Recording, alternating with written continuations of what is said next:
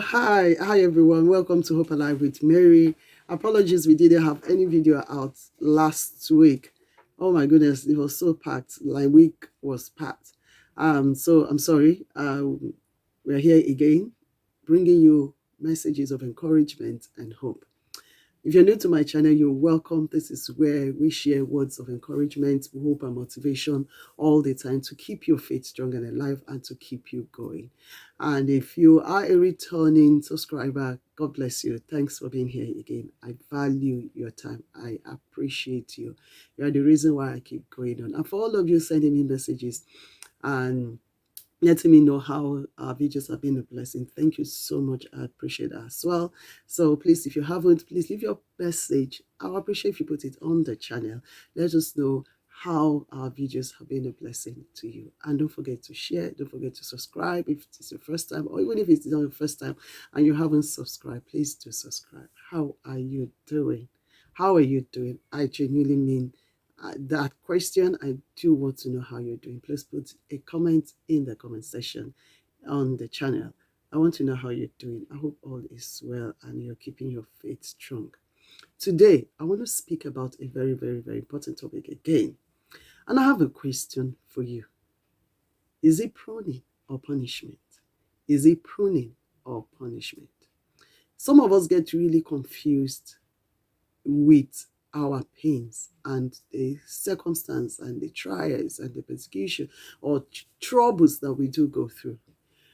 And the questions begin to come within our minds. Is God punishing me for something? Is this a punishment? Is this something I've done? Is God trying to punish me for what I've done or what I didn't do? And once you begin to get yourself in that place, condemnation begins to come in. And then it begins to seem like your blessing is because of what you have done. Remember, grace of God, it abounds to every one of us. The Bible says, send rain to even the wicked and the righteous. Sun shines on everyone. Our God is a good God. Our God is a kind God. Yes, I do know, also agree that our God is a God of judgment as well.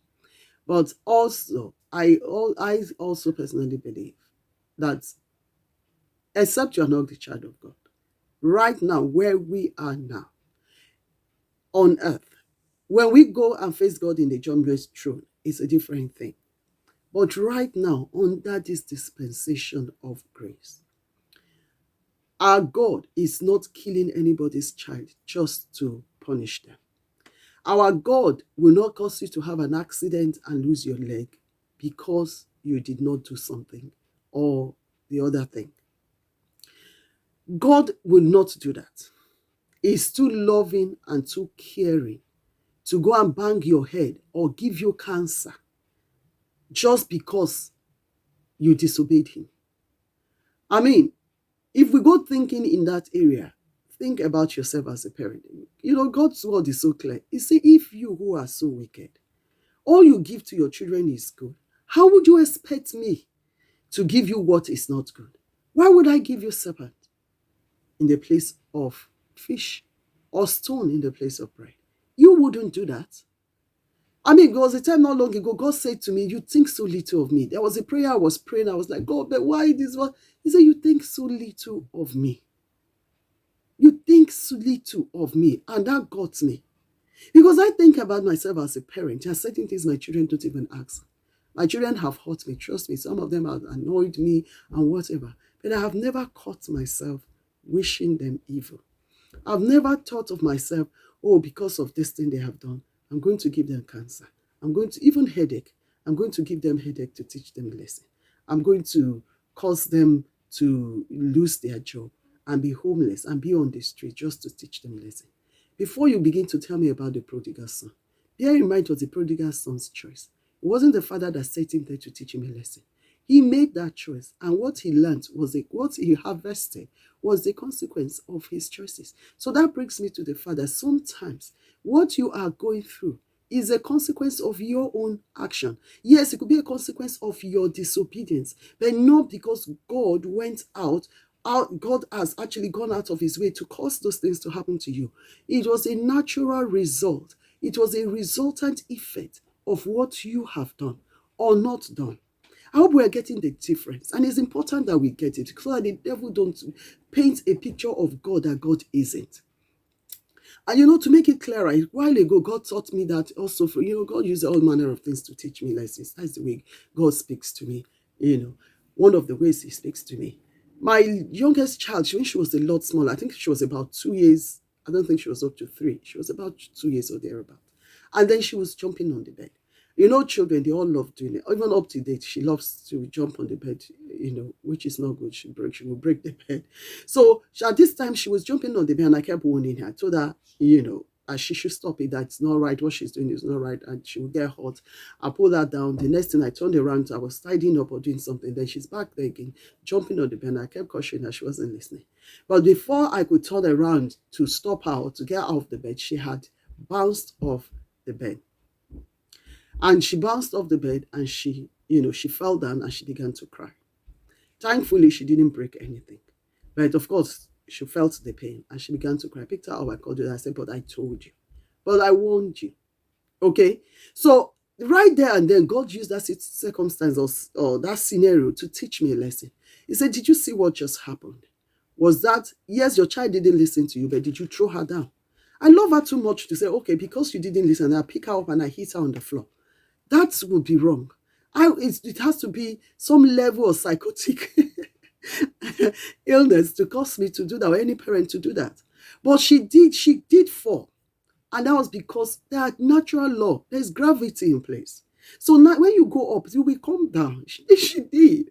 And then she suffered that consequence. It wasn't because I brought it on her. It was a consequence of what she had done. So that's one side of her pain that a lot of us misunderstand. Okay, so it's not God like, I'm going to punish you with this, I'm going to punish you with that. Sometimes it is the direct consequence of what we have done. Number one. And another side of the issue of our pain that we must understand, it's the pruning. The pruning. In John chapter 15, Jesus Christ, God told us that if you do not bear fruit, I should read that verse out. The Bible says, I am the vine, from verse 1, I am the vine, and my Father is the wine dresser. Every branch in me that does not bear fruit, he takes away. And every branch that bears fruit, he cuts. He prunes. He prunes. And let me take that again. Every branch that bears fruit, he prunes that it may bear more fruit. Do you know what pruning is? Pruning involves cutting, chipping, clipping. It's never a good thing. It's never, let me not say a good thing. It's good, but it's never a pleasurable experience. It comes with discomfort. It comes with discomfort. And that's the other part of our pain, that it wasn't because you were out of order. It wasn't because you were in disobedience and you opened the door. Remember when you break the edge, the devil comes in, the enemy comes in, or your disobedience opened the door for the enemy to attack you, from the first illustration that I gave. But it was God allowing certain circumstances in your life deliberately just to prune you. And what that pruning does is to make you better. That pruning is not because sometimes when you start asking that question, but God, what did I do? What did I do? No, you haven't done anything. And it was because you are fruitful. But God, I do this, I do that. I am, like that prodigal son, the elder brother. I've been in the house, I've been the obedient one. Yes, you can still be pruned. You are being pruned so that you can be more fruitful, so that you can be better. When a gold begins to go dull, when it begins, as if again recently, I don't know why that memory just crossed my mind recently. When we were growing up, we quite a number of us girls that my mom had. So she had these gold earrings that she had for us, and from time to time, I do remember that she would take this gold to the goldsmith. And by the time she comes back with it, will be used, looking shinier, better. I don't know exactly what they do. I don't know how they do it. But I do know that it comes out like new whenever she comes back. So when it starts dulling up a bit, she does that to bring out the shine. God says that our faith will go through the fire. Job said, when I have been tested, I will come out as fine as gold. Your testing brings you out. So that brings me also to the difference between your testing and persecution or trials, okay, or temptation rather, and testing. So there are two different things also, but I haven't got time now to explain all that to you. But let's focus on when we are looking at the pruning. Pruning might feel almost like, the experiences that you will go through in the pruning might feel like that of a punishment. Okay, but it's not exactly so. You see, the ungodly people, the unrighteous people, they could experience punishment. But for you as a righteous child of God, that same experience might for you be a pruning. Let me give you a clearer example for you to understand it.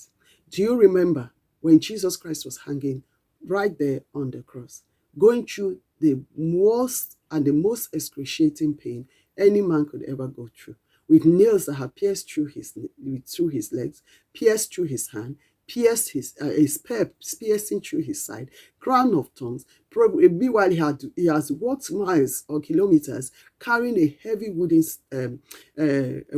cross on his back. He has been whipped thoroughly, his skin completely torn in pieces, hanging up there. And do you remember the two people that beside him? The Bible said they were criminals. Those two people were criminals. And Jesus, the righteous one, was hanging there. Do you know that all three of them, all their experiences they were going through, on the onlookers, it looked exactly the same. They were both being crucified. They were both going through some they've gone through some terrible experience, still experiencing while they were on the cross. Shameful experience, all three of them. But the difference was two were serving punishment, and one was being pruned. One was being pruned for a greater glory. His death produced you and I. His death brought a more glorious body when he restored. His death brought victory. So whatever you are going through, I pray that the question you should be asking is, God, what is this? And it's good to get that clarity, because it will help you, because it gives you a right perspective through your pain. If it's pruning, you take it more with joy. If it is a direct consequence of an action on your part, what you need at that point is to ask for mercy, ask for forgiveness, then block that entrance, block that edge that had been broken, that had given power to the devil in your life. Then you block it. If it's disobedience, something you are doing, you open door. Disobedience always opens door to the devil. So be mindful. Is it disobedience? Shut that door. Go to God in repentance. Plead the blood of Jesus. So the devil, the accuser, remember the Bible calls him the accuser of brethren. So he does not have anything to accuse you before the Lord. And then if it is pruning, then you look up unto God for the grace to go through these trials, because you are coming out as good at the other time. There are great benefits. You'll be more fruitful. I pray that this has been really helpful to someone going through challenges in their life, and this gives you a better outlook at what you are going through. And I encourage you to stay strong. Don't you ever give up. Don't you ever back down. Don't you ever quit. You are enlisted in the army of Jehovah. There is no retreat. There is no surrender. There is no quitting. The end is nearly here. This is not the time to back out. This is not the time to throw in the towel and say, oh, I am not going on again this Christian race. No, no, no, no. There is a glorious end at the end of what you're going through. I hope this blessed you. And if it did, please do me a favor. Press the like button. Leave me a comment and share. Let it be a blessing to others as well. God bless you. I'll be with you very soon again.